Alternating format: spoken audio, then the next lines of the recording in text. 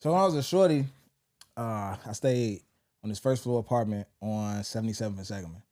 And at nighttime, it was always noise, but it wasn't like type of noise that'll like wake you up out your sleep. It's just the type of noise that you could sleep through it. It's kind of like this like residual noise of car doors closing, cars driving past, maybe hitting a speed bump or the train riding past, light sirens in the background, stuff like that. Easy to sleep through, no big deal. But you just get used to it. You know, you almost don't even hear it, right?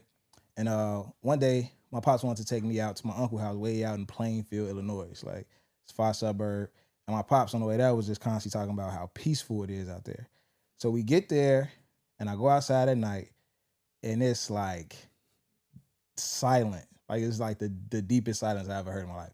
It was super quiet outside. I feel like if I spoke, it would have echoed. And I was terrified. Like it was scary as hell. It felt like I was in a horror movie, like Freddy Krueger was gonna pop out or something, because it was just so peaceful and quiet. I had never experienced it before. And made me think about how difficult it is sometimes to transition from chaos to peace when chaos is just your norm. So we all been in situations where, I mean, not all of us, but a lot of us have been in situations where we've been in toxic relationships, get out the relationship, get with somebody healthy, and now we the drama, right?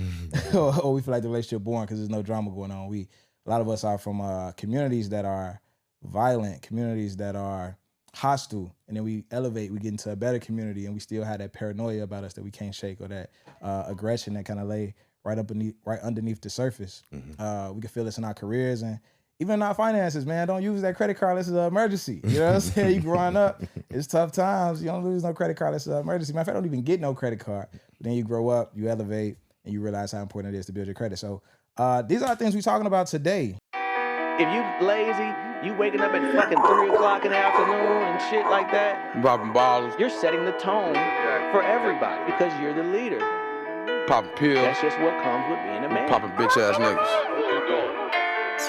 I don't want nobody making decisions over my life except me. Not a woman, not a judge, not an officer, not no motherfucking body. When them bullets hit him up, look like son had a seizure. Run up, give it up, you know the procedure. I be sipping Jack and honey.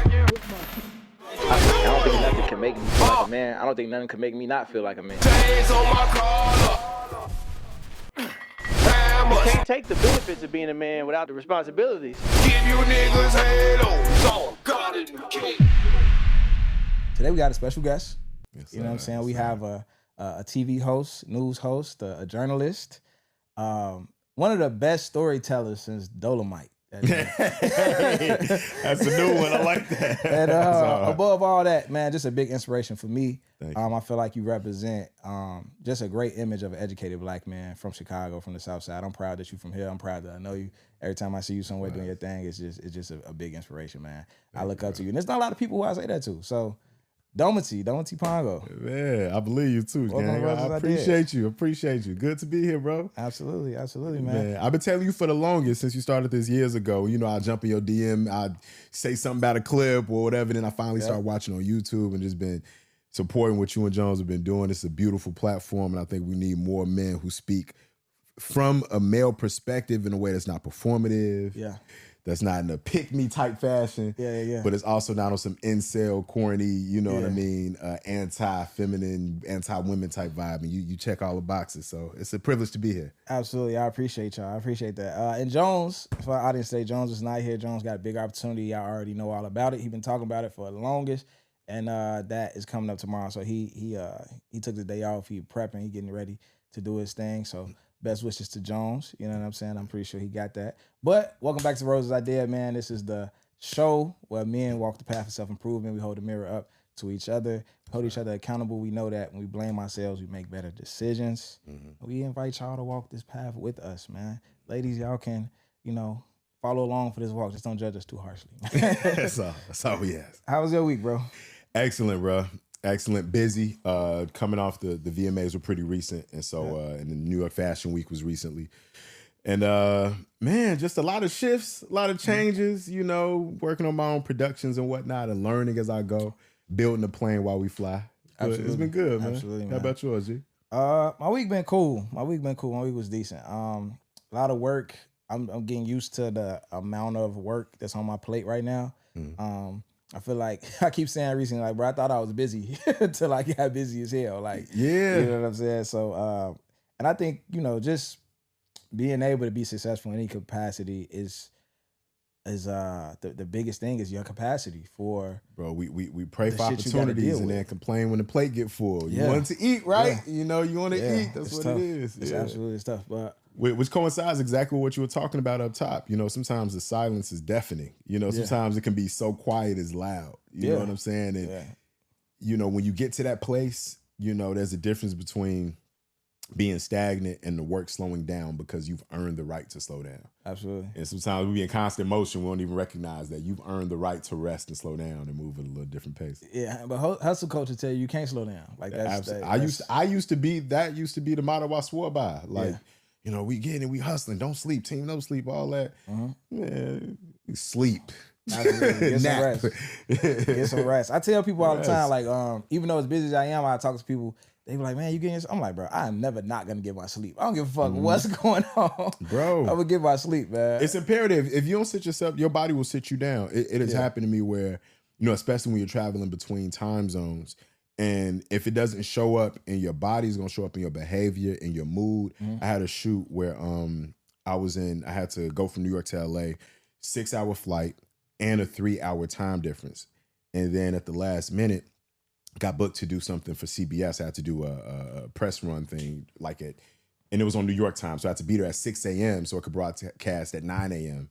in New York. Yeah. This after a long flight, I do that. Then I go from that event to another shoot, then another shoot. I was working from 6 a.m. to like 11 p.m. Now, normally, that's just a work day. Like, we've all worked jobs. That's neither here nor there. But putting on that face, being on, being polite, and everything is irritating me. And I'm wondering, I was on the phone with my lady, like, why am I so damn irritated? She's like, well, you've been up since you didn't sleep. Your body thinks it's 2 a.m. right now. I'm like, never again. If I need in between these takes, I'm going to nap. I'm going to isolate myself and recharge my social battery. Yes, rest, do it for yourself because it'll show up in your work if you don't. Absolutely, absolutely. I want to take a step back a little bit for this, back to the week. Yeah. Dame Dash had an interview this week. I've always been a big Dame Dash fan. Now, I'm not a fan of everything he does. He has some moments, like everybody. He has some moments that aren't, that I wouldn't endorse, right? However, I've always liked, it's always been something about Dame Dash that I've always liked. Can't put my finger on it, but the interview it's his was boisterousness, man. Yeah. It's that he tells you no and don't have to tell you why. Yeah. He mean what he say. He's a hustler. He built the dynasty. I think at the time when I was starting into media and we was building out a network and we was like putting all these pieces together for a team, listening to some of his interviews just really motivated me at that time. So you know how like you might have a favorite artist, and I'm not talking about like one of the best artists of all time. You might have an artist you really like, but it's favorite. about a time in your life and what this album meant to you. And it's like, I ain't saying he the best. Like King Louis, I always say like he's in my top 5. People be like, I don't give a fuck how nobody feel. When I was in college, like that shit was it. Like that shit was it. He had it. Like, you know what I'm saying? If you wasn't there, you weren't there, and I don't give a fuck how you feel about it. You know what I'm saying? Exactly. But that's how it kind of is with Dame at the time. Like everybody up there, Dame, Nip, Ross, Kanye at the time where I was really like quitting my job, getting into entrepreneurship. These are the people who interviews and stuff I was watching that was really just like inspiring me. Like, I could do this. Like, you know what I'm saying? Amen. Yeah. So with that interview, man, it's been hot. It's been on the internet. The Breakfast Club interview. The Breakfast Club interview. Okay. How did you feel about it? What was your initial reaction? I don't like to see Dame. I don't like to see Dame being anything less than triumphant. And Right. he looked like he was on the defensive, on his heels the whole time. He Yeah. looked insecure. Yeah. He didn't look good, man. Yeah. He didn't look good. And there's a way, and the problem with that, in that setting, Charlamagne's gonna lean into whatever energy you decide to come with. And the last time he was there, it went viral. It was hilarious. He was telling Envy, you got a boss, you soft, you got a boss, the whole thing. Yeah. And then seeing how his career has, kind of, I don't even want to say, well, he's not on the upside right now. And when you're a hustler, you're going to have ups and downs. And you not being on the upside, it makes everything that you said in the previous interview sound like cap. Yeah. Or it doesn't hold weight. So at least if you came in this iteration of it, a little more humble. Yeah. Not feeling like you were explaining yourself, but just talking. It wasn't a good look for him, especially with all this drama going. It's not a good look. I hate to see a king moving like that, man. I think it was a lot of stuff Dame did in the interview that I didn't like, especially when his big homie was talking and he kept like, that shit probably was the most distasteful part of the interview for me. Because the big homie was putting a button on and kind of cleansing. It was like he was almost like the sage. Yeah. He was like smudging the energy. It was a lot of negative energy in the room. And he talked about his wife that had passed. Yeah. He really made the interview feel like this wasn't a total waste of time or just entertainment. And then Dame brought the energy right back. Yeah, and I'm like, it's almost like the whole point, Dame's whole point with him bringing the conversation was kind of like to diss a nigga. And he wasn't trying to diss the nigga. He just like, man, no, I was just telling him to, be by his wife's side. Dame like, yeah, that nigga, I'm just like, it's like, chill the fuck out. Like, you gotta know when to chill. Outside of that, I really felt like he tried his best as who he is to come and be on some cool shit. Charlamagne provoked the fuck out of him from getting the end, bro. But he knew what buttons to push. He did. And he made it very obvious what buttons to push. You know what I mean? Yeah. Like, and every question that they asked him was like so what about the child support? So what about your kid got evicted? So what about, well, it was nothing like, I'm like, this is like revenge. This ain't even an interview for real. I feel you, but also you're on this press cycle. You know what questions are about to come up. Yeah. Just wrapped up a lawsuit. You got, the child situation, your daughter situation, your son situation, you beefing with Cam. There's just a lot in media. If you don't want to talk about these things right now, then wait until those things aren't in the press run. Yeah. So you got to have a prepared response for these things. You know what I mean? So absolutely. I don't have too much empathy for that necessarily. I wouldn't have conducted an interview with a Dame Dash that way. But you go into a place where you can I cuss on this pod? Go crazy. You shitted on these people last time you were here. Shitted on them. Pretty bad. Bad. It was really bad. And really got under envy skin the same way. If you come back with a more mature, measured demeanor, it would actually have made Charlamagne and Envy look like children.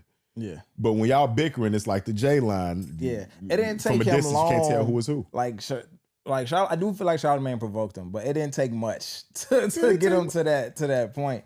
And one thing I did that maybe did feel a little bit different about it was that after it, they were saying that Dame hit Charlamagne up before this came out after the interview, but they were saying Dame originally hit Charlamagne up and was like, I want a verbal fair one on a Breakfast Club. I'm like, okay, well, if that's what's the energy you presented, then it made me see why Charlamagne was on bullshit from the jump. So who won the fair one? Who? Oh, Charlamagne, they fucked him up. Boy, caught that man that dash. They fucked him up. That Jam Records. He got a couple good jokes off Charlamagne, but it was like overall, especially when he started doing the whole homosexuality shit, it was just like, all right, bro, you kind of wild right now. Like that was kind of like elementary. It was very elementary. It felt elementary. The whole shit was kind of like and you childish. And my house is bigger than yours. Like when you got on that, it just sounded real like it started to go downhill. It started to go downhill, but you want to see somebody who has been able to navigate this industry, business, all of these situations, be able to get through this season of his life with a little more tact and class. Absolutely. It's rough. We're going to jump into this voicemail before we get on the topic. Let's get it. Salute, Terry. Salute to the Roses Are Dead fam, man. I really just need some advice, man. I want to start by saying I pretty much fulfill every role that I have in life as a husband and a father, man, but lately, I've been struggling with how to handle the strong personalities from women that I work with and the women at home. Or my wife, I should say. I feel like a lot of times I'm tiptoeing around attitudes, putting my own feelings aside, and I don't want to respond like in anger, but I also feel like in today's society, being gentle isn't truly like respected how it should be. And I want to stand firm as a man, but I want to do it in a way that honors God and my oath as well, So I really just want to seek some advice from the big homies, for real, man. So how would y'all approach a situation like this? This one deep, and I feel like I need a lot more context to kind of see, because it's so many different ways to handle. I always say if all you have is a hammer, everything look like a nail. So I don't want to say this is how you should handle this, and it's because I'm assuming what the issue is. I'm assuming what some of the issues and the attitudes are about. Versus if you told me the attitude is about this specific thing, I'm like, nah, you should handle that like this. So I would need more context on that. But overall, I will say there's a way to be gentle and firm at the same time. There's a way to, first of all, tiptoeing is never the answer. Just as much as anger, it's like these are two ends of the spectrum that you don't want to be. You don't want to be tiptoeing. You don't want to go to anger either. But tiptoeing is I'm not gonna say it's just as bad as anger because it's not, but it's very harmful to yourself. And you setting yourself up to explode, in my opinion. You're setting yourself up to, because you having these issues, you feeling these emotions, and it's bothering you. And if you're not expressing it, it's gonna come out at some point. And the longer it takes, the more explosive it's gonna be when it does come out. So I think it's important to always express yourself. Find the best means of communication between your lady. Y'all might be more effective communicating through voice notes. Y'all might be more effective communicating through text. It might be face-to-face on the phone. It might be face-to-face, but on a car ride. That's what I found the most comfortable face-to-face conversations is like when you on a car ride, because if it's uncomfortable, y'all don't really have to face each other, but y'all still in this close proximity. I always encourage guys when they having a tough conversation with their woman to touch her. Whether you sitting her on your lap while you talking, whether y'all holding your hands, it kind of gives like this physical form of like, I'm finna say some real shit to you that you might not like, but I love you. Yeah. Like, you Let me hold your hand while I say this. Yeah. Have you ever read The Way of the Superior Man? I did. Yeah. Like, and that's one of the things times. that there's a chapter that talks about that like when you close in the space, when you having a tough conversation with your woman, how that affection and that energy changes the tenor of how she responds to you. You know, so that's definitely there. What I'm curious about though, at the top of the call, did he say that he was dealing with these issues with women at work too? Work and his wife, yeah. So that's why we need more context, because I wonder what space he's in that he's experiencing this in multiple places. But to your point, I think usually when you're getting a consistent attitude, there's an underlying issue. It's never exactly what the woman is barking at you about in that moment. Yeah. It's always something else. Yeah. So when you close that space, create an intimate environment that feels safe for her, and you actually talk about what's really bothering her. You know what I'm saying? Yeah. Like, Yeah, there might be something that and I'm not trying to put the blame back on you, but it might be something that because at the end of the day she might not be communicating, and that's an issue as well. But it might be something that you have going on that she doesn't like and she's not expressing, so she's just acting out in a different way. in all these other ways. And it's bothering the relationship. So there's one thing you say that I do like though, is that it's tough because it's not always our fault. And I think that is a problem that, man, we bear burdens that aren't always ours. But I like controlling what I can control, and I can control myself.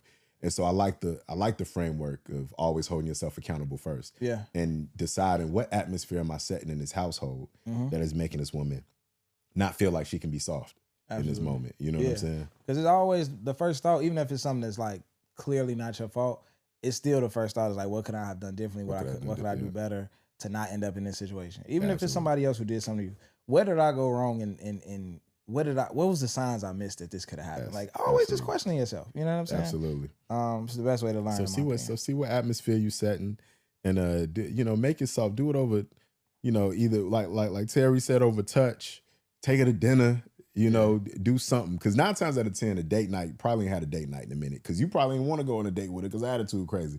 Yeah. Take on a date night. And they can absolutely be that. Like I've had a close homie who was having all type of problems, and it was literally because they was doing date night consistently at a certain, like I think maybe it was like the third Saturday of the month or something like that. But they just started having real life things going on, like buying homes and moving and different things, and it's kind of fell off for him. But he like he felt like he didn't have to explain this is why we not going out, because you moving too. We buying out, like you get what's going on, so of course we not going on a date this month.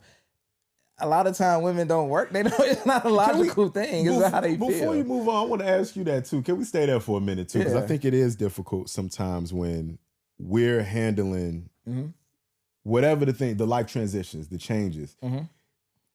It's very hard to communicate to your partner sometimes that like, yo, this is what we're on in this period of life. This ain't the date period, or this ain't the. But women will typically want you to have space for that, no matter what's going on. It could be a tornado going. They want what they want. Like a toddler. I'm hungry. I don't give a damn. What's going on? What's going on? Feed me. Nah, and if you don't, it's up. That's it. That's it. I haven't figured that one out, like how to navigate that. I'm gonna be honest. I think that it's some concessions that you gonna have to make. So it might be like if we was going out every weekend, now we going out once a month, or we not going out, we gonna do that. We gonna have movie night at home and make movie night a thing. Not like we just finna watch a movie tonight, but hey, I'm finna go get your favorite movie stacks from Family Dollar. Pop some popcorn. You know what I'm saying? And kind of try to make it a thing. However, I think a lot of times what we don't do as men is we don't communicate the plan. It's in our head, and we telling them what we're doing right now. But we're not communicating the full vision so they get why we're doing what we're doing right now, so they can accept why we're not going on dates right now. And I fall short on that. Same. Like it's situations I've been in, even recently, where it's just like, okay, I know I'm saving up. I got this going on. I'm trying to buy a car. I'm trying to, another additional car and do X, Y, Z. You got the whole plan in your head. I got the whole thing in my head, but I'm just saying that. As we have certain, I got that. I'm planning on getting you a car anyway. But I'm telling you that because it's relevant to the conversation we're having right now. Even though I've been through that shit months ago. Like, you get what I'm saying? But if I would have explained the whole vision, we probably wouldn't be having this conversation right now. Exactly. You know what I'm saying? So I think that that's something that we could do better at. And women sometimes will help you solve the problem too. Once you explain, yo, this is what we're doing right now. In light of all of this, we're doing this, we're moving, I'm getting a car. This is the plan. This is why my time is scarce. Where in the calendar do you think that we have time for us? Yeah. What do you think we should do? Yeah. She'll help you figure that out. Like, sometimes, if you got a good woman. If you got a good woman, because it's something like, you the man. You the man. You the leader. Do it all. Me, what the? Nah, we partners. You want to be a partner, right? We equals, right? Yeah, it's tough. Yeah. All right. On this topic, though, man, transitioning from chaos to peace. It's difficult in so many aspects of life. I want to start off with relationships. I've personally been in a tough relationship, toxic space, a lot of cheating on both ends, a lot of distrust on both ends, betrayal, all of it, the whole range of emotions. And then followed that up with I'm with somebody new. You fucked up nigga, man. Yeah. Now I'm with somebody new, and she not on none of that. She don't play them type of games. She was cool. She was peaceful. It was a peaceful situation. But I had so many bad habits. You know what I'm saying? I had so many new insecurities and the spirit of jealousy. I remember like dating and never feeling that. I remember the first time I ever felt jealous. It's a crazy feeling. You remember the first time you ever felt? You ever felt jealous of a nigga? Absolutely. Like through a woman that you actually dealing with? Yeah, and you know the worst part about feeling jealousy? What's that? You deny it first. Yeah. You have other reasons you upset. It go against who you think you are. Especially if you always been that and you've never been that. To have to, the worst part, the first step is denial. It's like the, you know what I'm saying, the 12-step program. Like the first step is denial. Then when you finally realize, oh, what I'm feeling is this, you're almost embarrassed. Yeah. You know, it's like, how dare I? But it's a natural emotion. We all feel absolutely, man. At some point in our life. It's a nasty feeling. I remember it like yesterday. Like the moment I looked at this nigga Instagram account, I'm like, this nigga got a Benz, bro. What the fuck I'm supposed to do with this? It's like, hey, Daniel, like I'm supposed to media. Like it was tough. And it just, that spirit just hit me like, bro, I hate this nigga. Now, did you know it was jealousy, or did you tell yourself you were hating him for other reasons? Nah, like I knew. Like I felt it. Like it hit me. I'm like, bro, I never looked at a nigga and just like hated a nigga before. Like I never in life. Like that shit hit me like a ton of bricks. I'm like, damn, I hate this nigga, bro.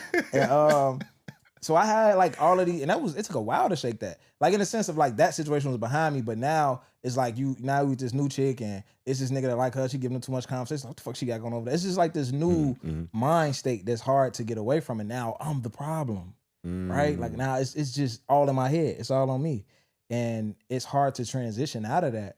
I hear a lot of women say stuff like, women that I personally helped like in relationship advice, stuff like that.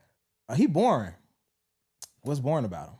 Oh, he got this going on. He got this, all these positive. You can't tell me nothing bad about it. It's just boring. It's just boring. There's no drama. Yep. You need drama. You know? A lot of people are like that. What Cardi say, I'm out of drama. It's a whole thing where if you're used to, it goes back to certain love languages. If you're toxic love language, if you're used to somebody showing you they love you by blacking every time they get jealous, by going off, and then you got some nonchalant guy, you're going to feel like, oh, he don't really like me like that because he's not showing it. He's not showing up in this type of way. Yeah. That's a big thing. Now, on the other hand, my toxic trait is I don't really suffer arguments for real. Like I don't like arguments. Sometimes I don't even like discussions that feel like arguments. Yeah. You know what I'm saying? I get you. So like it's different. Like there's an era of, if there was something I could change, there's a discomfort in having uncomfortable conversations that doesn't make a discussion or a tough discussion an argument. Absolutely. And on the totally other end of that spectrum, arguments don't mean that she loves you or he loves you. You know, anger isn't the only emotion that love exhibits itself through. And I think that a lot of people in our community don't know that.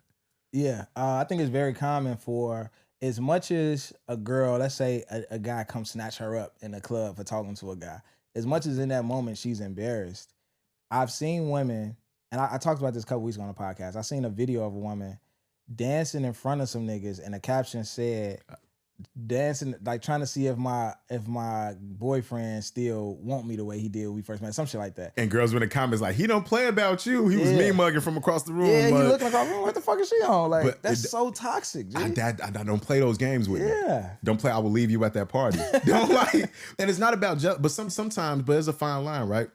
Because like, I like that you knew and identified like, yo, I was jealous in this situation. I brought this toxic jealous trait into these situations. But then from a male perspective, we also want our women to carry themselves in a certain type of way. I know the women I respect, you know, I'm a journalist. I'm around a lot of women, a lot of journalists. I love when you can tell that there's a boundary that a woman is setting, a platonic boundary, without her being cold, distant, or mean, or rude. Yeah. And you want your partner to be that same way. Like my partner's like that, like creating that boundary. When somebody's talking to my woman too long, sometimes I'm not even mad at her or him. I'm like, I just don't like how this looks. Yeah. And you want to make sure that boundaries are set. You know what I'm saying? Yeah, like, I don't know if that's toxic or healthy or not, but. No, I mean, and I think that, you know, we live in a world where like, sometimes people will try to project their preference over everybody. Right. All men should act like this. All women should act like this. And then sometimes, you know, people just be ridiculous with, you know, what they act like they would accept and knowing that they wouldn't. No, they wouldn't accept it. Yeah. From my perspective, it's kind of simple. I don't know how women are supposed to act. If she want to shake ass on top of cars, I don't know if that's right or wrong. I know what type of women I date. There you go. You know what I'm saying? I know how the chicks I date is gonna act, or you know what I'm saying? And I think a lot of times, I say this all the time, the difference between a boundary and an insecurity is a boundary is set for yourself and an insecurity is set on somebody else, right? So it's not that, oh, you can't go out the house dressed like that. That's in my book, that's an insecurity, because if you knew she dressed like that and you start dating her, now you're trying to dangle the relationship like a carrot over here. Like, I'm gonna stop fucking with you if you keep dressing like that. It's like, bro, if it was a real boundary, it would be, I don't date women who dress like that, and I wouldn't be in this situation. There you go. You get what I'm saying? Unless, you know, you just didn't know type shit. Nah, that's a fact. Yeah, that's a fact. It's so yeah, I think that's just how niggas should play it and look at it. I don't know. I like that definition as well. But I mean, when you coming out of something toxic or something that feels eventful, you know, what do you think are the ways that people are supposed to bring the excitement back in healthy ways? Because there is some truth to a lot of people who have their head on straight, might be perceived as somebody from a different lifestyle is boring, but this person is good for you. But what you really need is excitement. But there are healthy ways of bringing excitement to the relationship. And I don't even mean sexual excitement. Like, just turn the whole relationship up. Like, what would you say to both? Doing something different. I'd say taking a step back before the excitement. Go the fuck to therapy, man. If you used to shit being toxic and you went through a toxic situation, man, and you out here trying to date and you looking for something healthy, you looking for somebody healthy, you could really fuck somebody up. And I've fucked people up before. So I'm telling y'all, as much as I didn't believe I was fucked up and I fucked other people up. And it ain't hard to fuck somebody up. It ain't. So go to therapy. But some ways to keep some positive excitement. I do think sexual shit is a big part of it. One big thing I would say that I feel like, from what I get from women, a lot of guys aren't doing is like real foreplay. Not like just sexual foreplay, but like non-sexual shit. Like when you out on dates, when you out, you know, we hear people say it on the internet so much. It's like, oh, when you ride in the car, you put your hand on her thigh. The way you talk to your girl, a whole lot of eye contact, shit like that. Keep things exciting. Outside of sexual, just exploring your city. That's a fact. Doing different things. We live in Chicago, bro. I done been a lot of places. I probably ain't discovered 30% of the map yet. Like, Chicago is crazy. Yeah. It's like 4 new spots in West Loop. I didn't even realize how little of Chicago I'd explored until I moved and came back to visit and started exploring the city like a tourist again. And I was like, oh, I never had a reason to go here to do. So that's such a simple way to do it. Absolutely. That's real good. What else? Let's see. That's a good one, bro. That's a good one. That's something I got to put some more thought into. I might drop a monologue about this. That's it. I can see you killing that monologue. That's a good one, man. Yeah. You know, what's your thoughts on it? I think it's exactly what you say, exploring the city and switching up routines. Sometimes people think somebody is boring because there's a routine, because you can have an exciting thing happening in your life. Yeah. And if you do it every day, it's going to become routine. Yeah. You know, that's why you see, like, damn, I hate to use this example, but did you watch the whole Diddy trial and all of that? Not the whole thing. I watched a lot of it. And if you pay attention to some of the testimony and all of that, it's like it escalated. At first they were doing this. Then it got more and more extreme. Yeah, yeah. And where he started was extreme enough. Right. And then it got crazier, crazier. Right. Similarly, I think no matter what your lifestyle is, eventually it's going to become rote. So you have to just switch up a routine. You know, if you guys do date night, we're going back to date night example, every Friday, pick a different day. Just a different day can change the whole trajectory of the evening, because you might go somewhere different than you used to go to. Yeah. You know, I think that's all it is, switching up the routine. And like being hella social, man. Like I remember me and my homie at a certain time, for whatever reason, we used to go on double dates a lot. Like he'd bring his girl, and I was always dating somebody different. So it was somebody different all the time. But they had an exciting relationship, but they were so social. Like everywhere we went, it was like some type of people game that we would play. So, for example, we would say, we look at somebody at a table at the restaurant we at, and we would guess 3 facts about that person. And then we would go up to the person and ask, and if you get none right, you got to buy the person a shot, I believe. And if you get 1 of the 3 right, you got to take a shot. There was some shit with shots. I forgot. But it was just exciting, even just meeting new people, bothering old people. One for be 80 years old. We playing a game and shit. Like, so and we used to do that shit a lot. Just all type of different, going out, being social, talking to other couples, talking to people. That was always exciting. Double dating is a good one too, because I don't know if your friends are still with the girl. Oh yeah, they're still together. I was gonna say I bet they are, because I bet when you bring a new woman every time around, they have a conversation. All right, what you think about her? So double date, even having friends who are, you know, sometimes it's tough when you're in a relationship, committed relationship, having friends who are single. Yeah. But you know, every now and then, like, it can also add conversation to your relationship. And sometimes it makes you appreciate what you have even more. Like, absolutely, you know what I'm saying? But yeah, that's absolutely hilarious. Another thing that I think about being exciting, damn, I had it on the top of my head. What we say, going new place. Oh, I remember like fresh out of college, I used to read a lot. That's when I first, this was around COVID time. I used to read a lot, like hella books. And I just had my level of conversation just was on another level. And I was always able to teach things, like just talk about things and be like, did you know this? Did you know that? And I just remember the women I was dating at the time just feeling like, just always telling me like, hey, you teach me a lot of things. Like, I like that you teach me shit like that. So I feel like that's something that makes a guy interesting too, is just being smart. Well, you got to be with a woman who's interested in being smarter. You know, that's the thing, but that's facts. That's valid. So, all right, moving on. Community, man. Going from chaos to peace as far as their community. Growing up, we both grew up Chicago area, South side as well. South side and South suburbs. South side and South suburbs. I grew up in Roseland, obviously, and some Auburn Gresham as well.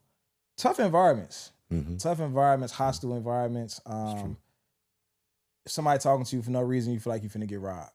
Like I remember feeling like, this nigga's talking to me, he got to get to the point very fucking fast. Cause why are you talking to me? Like, I'm laughing my girl's in here because she was really nice to me on our first date. Yeah. And my inside joke was always like, you trying to rob me? You trying to lie me? Yeah. Like, why you so that? Yeah. So I was like, my inside was like, why you always think somebody trying to rob you? Yeah. But yeah, it's true. Like, I even noticed, I didn't even realize this until I moved to New York. Like, I know most men sit with their back, you know, so that you can face the door. Anytime you're at a restaurant, it's just a safety thing. Yeah. But I realized when I moved to a new environment, people weren't hyper vigilant like me. So one time I ended up in a situation, a couple of guys were going out, it's a group of people, and I happened to have my back to the door and I'm looking over my shoulder the whole time. They're like, yo, you straight? Like, is you cool? I'm like, nah. I didn't even realize I was doing that. It was like a nervous tick because I felt like I couldn't see all of the surroundings. You know what I mean? Yeah. And like that hypervigilance I thought was normal, and I thought every man should have that. Right. As a safety precaution. Yeah. Some of that is a trauma response. It's unnecessary, and then to make you look a little crazy to people. You look insane. Yeah. And it's like, who was looking for you, bro? Like you don't even have a lifestyle where anybody's looking for you. But I just came from a space where that hypervigilance was the difference between having a few extra seconds to get out of a situation and not. Yeah. And so, it's important to keep that, but you got to know when it borders on the line of paranoia. Absolutely. And a lot of us from our communities are a little bit of paranoid. And it's not, no one's considered paranoid when you on the south side of Chicago because it's necessary. Exactly. So you only realize that you're paranoid when you leave and you look weird to everybody. Like, you look insane. You know what I'm saying? Tiff, what do you think is the most like, you always say that I'm very, not paranoid. What word do you use? PTSD. Yeah, she said I got PTSD all the time. Don't say it like that. So me and Tiff been dating for a while, but what do you think is the most PTSD thing that I do? Because you always call it out. First, you act crazy when you wake up. I act crazy when I wake up. Sleep a lot, so I don't know if you're like reliving things. You gotta speak up a little bit. Give it a mic. Oh, she can just lean over and talk right Yeah. there.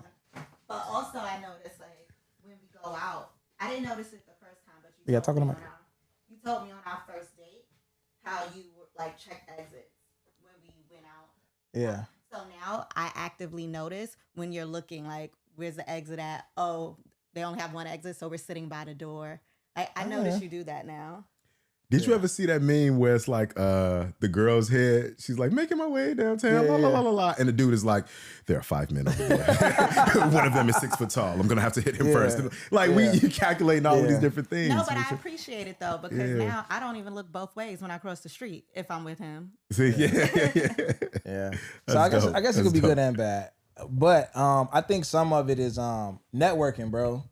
When it comes to network, I'm bad at networking. Really? I'm terrible at it. I'm terrible at following up because it's not only growing up in a community that's hyper vigilant. Chicago, everybody trying to play everybody. You know what I'm saying? So a lot of them just like, man, I ain't calling this nigga twice, man. Fuck that. That nigga trying to play me. Like, you know what I'm saying? Like, you have that energy kind of to everybody, but it's like as you meet people and I'm traveling and I'm meeting people who like, niggas be busy. Like, people be busy. And you starting to realize like, damn, it don't even really be like that. But coming from the environment you come from, it's always a motherfucker trying to play you. It's always a motherfucker trying to rob you. Yeah. You know what I'm saying? So it's like, it's always, you never want to feel like you asking anybody for something to the point of, I'm not begging you for nothing. Yeah. But a book that helped me with that is The 4 Agreements. Okay. And one of the 4 agreements is take nothing personally. Yeah. Don't take anything personally. That's the toughest one. That's the hardest one. I can't even remember the other 3. And nobody, if you know me personally, you wouldn't know me to be somebody who like, texting unless you're in my inner circle. Because like, I remember every slight. I remember every moment I've been slighted. Every person that did it. Yeah. I get my lick back in petty ways. Yeah. Like, I shouldn't say that on this podcast, but it's true. Yeah. But I had to realize that most of the time when I ended up in a space when I didn't have as much autonomy over my time, when my schedule was busy, when, before I had an assistant, when I got an assistant, I realized how many people I wasn't responding back to who were asking for things. I said, yo, I've been on the other side of this and I thought this person didn't value me. That person is drowning probably. They're drowning their own responsibilities. You might see them as up. That might be your perception of them. Yeah. But they've got a lot going on. And I had to really reassess how I looked at a lot of situations I've been in and interacted with people in the past, Absolutely. So again, if you transition from a community that was chaotic, an environment that was chaotic, and you elevate and you get out of that situation, or even you just grow up, because some of it, you don't even got to leave your neighborhood. When you hit 30 something, niggas ain't looking for you no more, bro. Like, that's the fact. It's over with. Like, ain't nobody checking for you no more. You good, OG? Now, some shit can still happen, because you're still in this environment. Something can still happen, of course. Right. But it's not like it was. You know what I'm saying? So regardless of the fact you elevate, you get older, whatever the case may be, man, again, therapy. You might need some therapy. One of the dopest things, I learned some amazing shit in therapy. Like I could write books about the shit probably. But one of the main things that my therapist told me, I was like, bro, I think about death a lot. Like, every day down there. Like I'm pulling up at stoplights, and I don't know what it was at that moment. At that time, it was some people that I had lost around that time, but I had lost way more people when I was younger. You know what I'm saying? So I'm like, what the fuck is going on? Yeah, what was it? Why were you so fixated on death later on in I was life? listening to drill music. I was listening to drill. She's like, stop listening to that shit. And that shit, it stopped. Like I stopped thinking about the shit. Like, but if you listening to niggas talk about shooting fucking cars, and these niggas from your city, you know what I'm saying? Neighborhoods that you actually driving through, like that's rapping about this shit, it'll fuck with you. You know what Chicagoans have to reassess too? One thing I love about how we cultivate community in Chicago is how close we are with our high schools. You know, when you outside the city, you ask somebody where they're from, they're gonna tell you what high school they went to. It tells you a lot about the person, how they grew up, etc. Yeah. Some people are so fixated on that though, that they don't allow people to grow out of whoever they were in high school. Yeah. And people remember every single story. They fix it. And so they still, no matter how they've grown and who they've become and how their life has changed, they're fixated on that person. So if you were a savage in high school and you changed your life and you turned a new leaf, if you're still in that community, or, you know, every year you're going to the reunions and the alumni picnics and all of that, and all of these stories keep coming up, you're not even giving yourself a chance to outrun who you used to be. Yeah. And I think a lot of us in Chicago deal with that, bro. Yeah, I always say you can't plant a new seed in old soil. It's a fact. If you really want to grow, you know what I'm saying? Because people are going to hold you to what you was, and it'll make you revert to that in ways. That's a fact. It could make you like start acting like that again, because it's like, people, like if you was a nigga who was with the shit all the time, people constantly trying to provoke you, people want to poke the bear a little bit, shit like that, it'll drive you back to getting on some bullshit. That's what keeps us in chaos. That keeps us away from peace. Those people, and then sometimes they don't even mean to do it. I had one of my homies had to tell me that, like, you know, shout out to E-Man. I was with E-Man and Ewell Selma. I went to high school with them. Yeah. And we talking and we having a good conversation and we reminiscing. Yeah. And I haven't seen these guys in a long time, you know, so this we reminiscing. E-Man called me later on. He was like, yo, he set a boundary with me. He was like, if we talk and all we gonna talk about is like the good old days and all that, I can't talk to you no more. Right. And I'm like, I'm not even in that atmosphere to even make somebody feel like that. I'm like, what do you mean? He was like, I'm just talking about back. He was like, I'm not that person. I'm not any of that. I don't even like the stories. I don't want to hear anything. I don't even find it funny no more. Yeah. He was like, I don't even find it funny no more. He don't even want to have the same sense of humor. And I was like, yo, at first I felt convicted that I even put him in that position thinking it was lighthearted. And I'm like, you know what? In what ways are people allowing me to do the same thing? And do I need to separate myself in the same way? I thought that was... That's deep. That's deep. That's real though. That's real. Transitioning to chaos, from chaos to peace in your career. Early on, I worked at McDonald's was my first job. Got excellent work ethic from that job. Like I always talk about all the great shit I learned working at McDonald's. Like, okay. I learned great shit like working there. But it was very chaotic. Obviously, it's McDonald's. It's McDonald's shit. And now, you know, now obviously I do a lot. I have a lot more autonomy with my time, like you just mentioned. I do a lot more meaningful work, and I'm a lot more well off than I was back then. But you brought up something earlier before the show, specifically about going from chaos to peace in your career, and I wanted you to. Yeah, you don't even realize sometimes when you're in survival mode, you don't realize you're in survival mode unless you're extremely self-aware. The problem with that is you don't realize when you're out of survival mode and you still move in the exact same way. So when I became more financially stable, I was consistently waiting for the other shoe to drop. I'm like, okay, at some point this opportunity is going to go away. I need to let me not invest. Instead of investing and putting my money, I don't know if I trust this bank. I know they saying that, you know, I can invest in this. I might need this money. Something might happen. And, you know, I'm hyper fixated on loved ones passing away, not even from violent crime. Just for whatever reason, I'm really thinking about, like, you know, my elders passing on and being able to afford what that would cost if it happens, you know, and it may be hoard money, which means my money isn't growing if you have a normal savings account and you're not even using your resources the way you need to. And I realized that it took me a minute to, when I finally got with an accountant and started going to some therapy sessions and unearthing some things in myself, I was like, yo, you were in survival mode and you think you are still in survival mode. Mm-hmm. You free, G. This is your new life. You good. Yeah. You know what I'm saying? Like, rock bottom looks different for everybody else. Yeah. My new rock bottom, should I ever hit it, Lord forbid, will never be like it was before. Absolutely. And that takes some getting used to. Absolutely. I think something else you said about, you said your blessing. You said something about you think like this blessing is going to be your last blessing or something like that. Oh, yeah. Oh, I was talking free when we was talking earlier. No. Yeah, it's like, you really think that it's so irrational. You think that God did it once and he's not going to do it again. or you feel, or it's some of it is imposter syndrome, right? You feel like you lucked up to get into a space. Like, you know, some of that negative talk is negative self-talk. Yeah. But sometimes it comes off in like the microaggressions in a way that people compliment you. Like we were talking about hating on people earlier.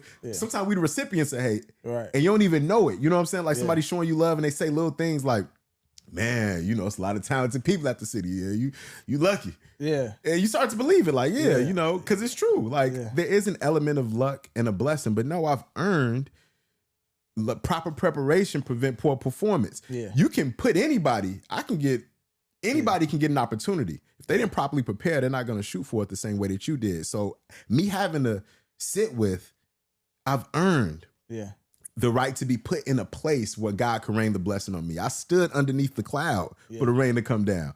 And if he did it then, he can do it again, you know? And so I really had to contend with that because it was tough to really understand that, like, yo, nah, this is for you and God has this for you. That's something I never understood until I got into podcasting because I think it's just a little different than, you know, working 9 to 5s or just my career. You know, careers are more linear. Like you work your way up, you get whatever degree, you get this position, you get that position. Versus like doing something that's podcast, entrepreneurship, all of this stuff is very non-linear. And it's like you could go from 0 to 100, me shaking one hand. And to your point, it was times where I got opportunities and I just felt like if I like this is the one. Like if I miss this, the whole fucking it's over with. It's over with. You know what I'm saying? It's I'll not never have another shot. I'll never. Like it's like Eminem on 8 Mile. Like, you only get one shot. Do not. Yo. You know, but that's all. Like that's kind of ingrained in your head. It's like you only gonna get one opportunity. You know what I'm saying? And if you fuck up, then you done. Like so. You know what helped me to get beyond that? You play chess at all? Nah. One thing about chess is one blunder. I call it a blunder when you make a mistake or a move that might take your queen off the board. You put your queen on the wrong square, didn't realize it was in danger, it gets taken. Mm-hmm. Most of the time, if you're playing against a strong player, you'll just resign at that moment. Mm-hmm. Lately, I've been playing chess games all the way through, where if I make a mistake, I'm just going to keep going. You find that eventually, if you're lucky enough and if you continue to concentrate, the board opens up and new opportunities present themselves. And I said, yo, life is the exact same way. Yeah. If you stay consistent and you focus, it's going to be tougher because you're navigating this without an important piece. But the board usually opens up for you if you concentrate. You know what I'm saying? I just had a meeting at a school yesterday morning. I was teaching confidence to these 8th grade boys. And the way I started it was I balled up 2 paper balls. I had the kid shoot one. I was like, shoot this in the garbage can from across the room. He hit it like easy, and it was perfect. I'm like, bet. Oh yeah, I know this challenge. I love this. I balled up the next one, gave it to him. I was like, all right, now if you miss this one, you got to do push-ups till this speech is over. And he airballed the joint, like he didn't come close. Everybody like, damn, you got to do push-ups, ooh, like while he was about to shoot it. So I was like, what was the difference? And he was like, the pressure. So I was teaching them. My whole point was like confidence is belief in your abilities regardless of circumstance. But the really important part is the regardless of circumstance, right? So I was telling them how like Kobe Bryant, for example, Paul Pierce talked about guarding Kobe Bryant. It was like, bro, you got to just stop him from getting to his spot because if he get to the spot, he's making a shot. It don't matter if you double team him, hand in his face, tall, short. It don't matter if he gets to this spot, he's making a shot because he's practiced it so much that he believes in his ability, regardless of it could be second quarter. We up 20 points. It could be fourth quarter, game on the line, 2 seconds left. It don't matter. You know what I'm saying? This is my spot, right? So I think that like if we work on ourselves in whatever field that we are, if I work on my speech, my diction, my storytelling, whatever it is, and I really believe in that ability, I don't have to be so like, damn, I'm not gonna get another shot. Ooh. Like I know that regardless of if I miss this meeting, if the flight gets delayed and I don't make it to New York to meet whoever the fuck I'm supposed to meet, it's gonna be okay. It's gonna be okay. And also taking the opportunities, whether it happens or not, is evidence that you're doing what you're supposed to do. There's been so many people who reached out and be like, oh, I want to come on the show, da, da, da, da. And I used to like be like, damn, I needed that. I needed that. Yeah. And because it didn't pan out. But it's just realizing like, bro, the fact I'm even on this nigga radar, you know what I'm saying, lets me know that we doing what we supposed to do and it's going to happen eventually, you know? Who you can share who's one of those? Who's one of those people that you... Every time I see Chance, that nigga be like, I gotta come on the show. So he the main one, but D Rose was another one, talking to people around him. Those are the main two that always pop out. You know what I'm saying? But it's been a couple other ones. I kind of feel bad that I don't remember the other ones. But it's been a couple others. Enough. Those are the main two. Those are two of mine as well. Yeah. Two of mine too. I gotta catch it. And Chad's been everywhere lately, so I gotta catch Absolutely. Up. He's been everywhere. And he means it too. You know, he gonna pull genuine. It. Yeah. So the time is gone. Same with Rose. I called Pooh and speaking of chess, I interviewed him at Chestival. He has a festival where NBA players play with grandmasters and they play each other in a chess tournament. And I'm like, yo, I got to get him because I have a podcast called Chess Not Checkers Podcast. You can download it on YouTube. Just follow it, Dometi TV on YouTube. Promo. But nah, G, but I interviewed him in this informal setting and I was like, yo, I manifested this. Even if it never happens on my show, if I never get a chance to sit down and have him in a formal setting, I knew just of preparing, moving forward with my idea, navigating the challenges, I ended up in the space to have it. So the same way it's just gonna happen. So it's almost like these people who obviously they're from the crib we have access to. They're almost a representation of what it looks like when you're just doing what you're supposed to do when you end up watching your path converge with folks that you already knew that you were gonna end up meeting. Absolutely. And it's crazy. And I said at the beginning of the show that she was an inspiration. And it's just the whole thing watching you do what you do in general. But I remember specifically when you told me about the chess show, I think it was 2019. Either 2018 or 2019, when we was at I think Diamond Dosage. I think you was recording with Diamond Dosage. Yeah. You told me exactly how you wanted it shot and and I think I was following you before that, but I was paying attention to see when it was gonna drop. And it was years later. I'm just like, I remember when he told it's just like when people don't let up, that be inspiring too. Like you talk to somebody about something in college and you know, it be 7 years later and they drop it. You be like, oh damn, he wasn't fucking around. Yeah.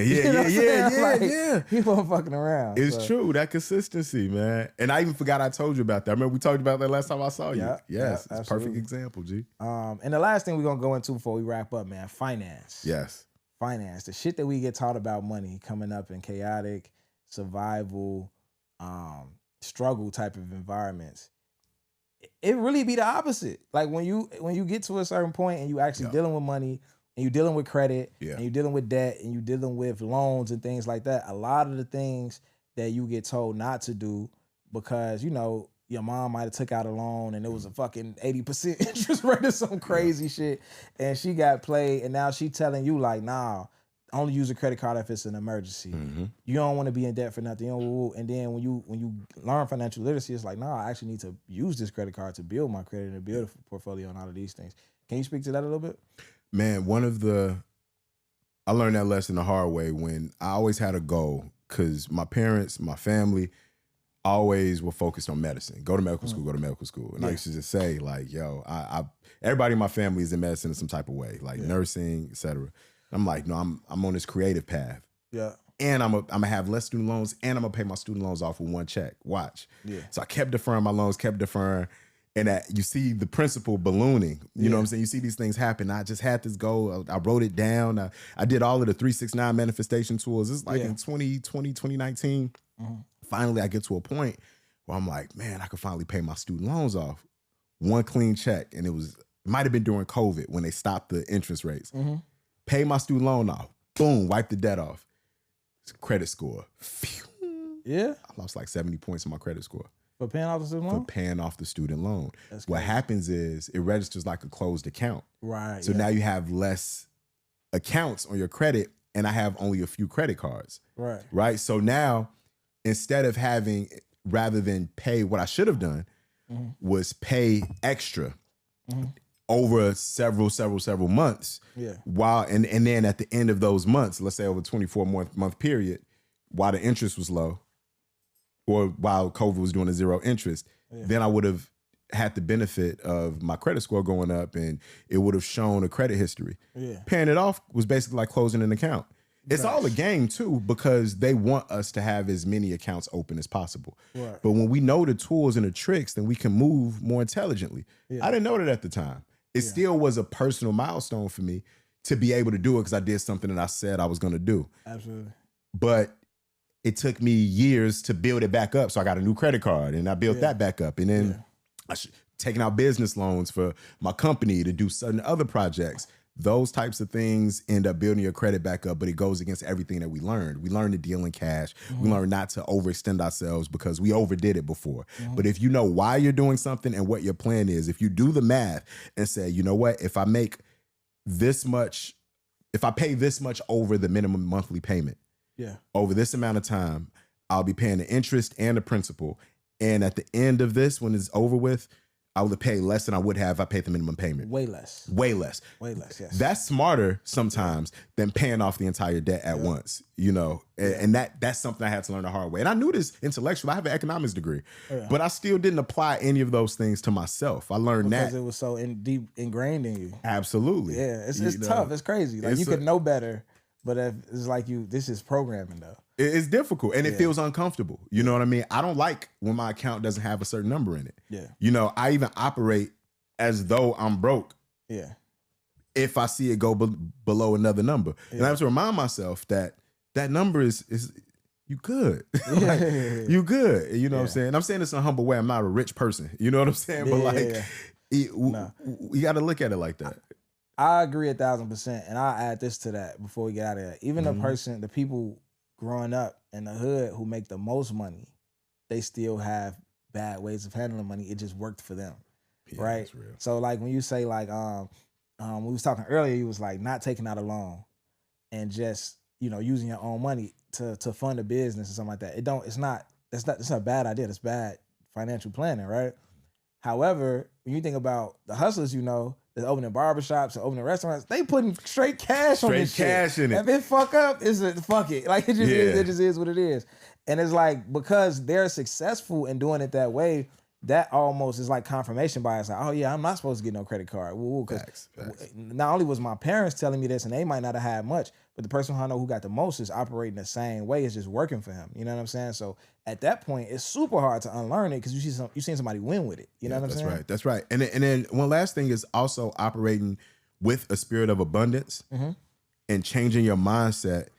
This is gonna sound like some loosey-goosey stuff, but I know you're on this wavelength. You probably read Think and Grow Rich, and I'm with you. As a Man Thinketh by James Allen as well. I gotta read that one. As a Man Thinketh is another one. It's based on a Bible scripture, which I think it might be James 1:5, but it's script. As a man thinketh, so is he. You know, and so the book is about directing your thoughts, and your world will transition around what you think about every day and how you move every day.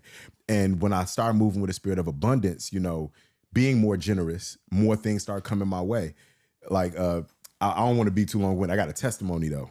Go ahead. Literal testimony. Went to church, Faith Victory Ministries International. Remember, the pastor said a scripture. It's either in Habakkuk or Malachi. But it said the only time that God ever says, test me, was when he talks about tithes. And he says, test me in this and see if I won't bless you if you continue to pay your tithes. You know, look it up. I'm probably butchering the scripture. I was like, you know what? I'm going to actually pay. I always paid the church, but I never paid it full 10%. Yeah. So I started giving 10% of every check. I go to work one day. I was doing True Life Crime at the time, and I'm on set, and I get a call from a woman at the company at MTV, and she says, yo, you know, I sent a deal memo to your agent, and we don't normally do this, but we see how hard you work. We see what you've been doing, and you've actually been doing things that are outside of your contract without telling us that it's outside of your contract. You just been hustling. Yeah. And so starting next month, we're going to increase your payment by this much, a 6-figure raise. A 6-figure raise. Six-figure raise. That's crazy, yeah. After I was moving from a spirit of abundance, knowing that I'm just tithing back what God already gave to me. Yeah. When I started moving with that spirit, I don't even go to church. I'm just gonna drop a check off. it's a real testimony. Real testimony. I gotta get back at church though. I'm telling you, when I said, I was like, and so it made me think, not even just with the church, how do I move with a spirit of abundance in all facets of my life? And usually if you prune, more fruit can't grow if you don't alleviate the other fruit that's already ripened on the branch. You know what I'm saying? So it's gonna stay on the branch and get rotten. So Absolutely, man. So with that, man, we're gonna wrap this one up. You got anything for him? Anything you want to No, that's it, man. I'm just an honor and a pleasure to be here.